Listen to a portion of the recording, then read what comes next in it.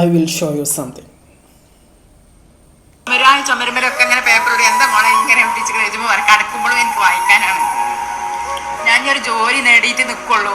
നിങ്ങളെന്നെ ചെറുപ്പത്തിൽ കല്യാണം കഴിച്ച് ഒരുപാട് കഷ്ടപ്പെടുത്തി ഇതൊക്കെ പറയുമ്പോൾ ജോലി നേടിയെടുത്തു. പുറത്തുള്ളവർ ചിലപ്പോൾ പറയും, അല്ലെങ്കിൽ ഇപ്പം നീ എന്തിനാ പഠിച്ചത്, ഈ കുട്ടികളെ വെച്ചാണ്ട് ഗതിയിട്ടാണ്ട് ഈ മോളിപ്പം അന്ന് 10ാം ക്ലാസ്സും +1 ഒക്കെ അല്ലേ. അപ്പം എടാ ഇങ്ങനെ കല്യാണം കാരണം അല്ലെങ്കിൽ മറ്റുള്ള കാരണത്താൽ ജീവിതത്തിൽ നമ്മുടെ എഡ്യൂക്കേഷൻ പാതി വഴിയിൽ നമുക്ക് വിട്ടുപോകേണ്ടി വന്നിട്ടുണ്ട്. അങ്ങനെ നമ്മുടെ സമൂഹത്തിൽ ഒരുപാട് ആളുകളുണ്ട്.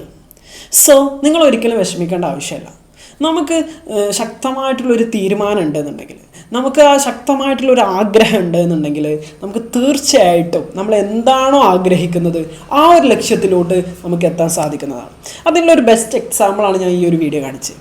അവർ അത്രയും കുട്ടികളുണ്ട്, കല്യാണം കാരണം എന്ത് ചെയ്തിട്ടു അവരുടെ പഠനം മുടങ്ങി. പക്ഷെ അവർ തളർന്നില്ല. അവരെന്ത് ചെയ്തു, വിജയിക്കുന്നവരെ എന്ത് ചെയ്തു, പോരാടി. ഓക്കെ. സോ അവസാനം അവർക്ക് എന്ത് ചെയ്യാണ്, ആ ഒരു സന്തോഷ വാർത്ത അവരെ തേടിയെത്താണ്. അവർ ഫൈനലി എന്ത് ചെയ്തു, അവരാഗ്രഹിച്ച ആ ഒരു ഗവൺമെൻറ് ജോബിലോട്ട് എന്ത് ചെയ്തു, എത്തി.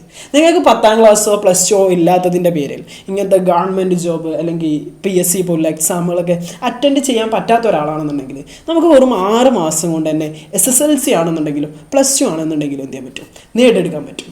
നമ്മുടെ സ്വപ്നങ്ങൾ നമുക്ക് കരസ്ഥമാക്കാനുള്ളതാണ്. അതൊരിക്കലും മറ്റൊരാൾക്ക് വേണ്ടി വിട്ടുകൊടുക്കരുത്. Okay. So all the best. നിങ്ങളുടെ ജീവിതത്തിൽ എന്ത് ചെയ്യുക, ഹസിൽ ഇത് നേടിയെടുക്കേണ്ട ചെയ്യും. Okay. So all the best.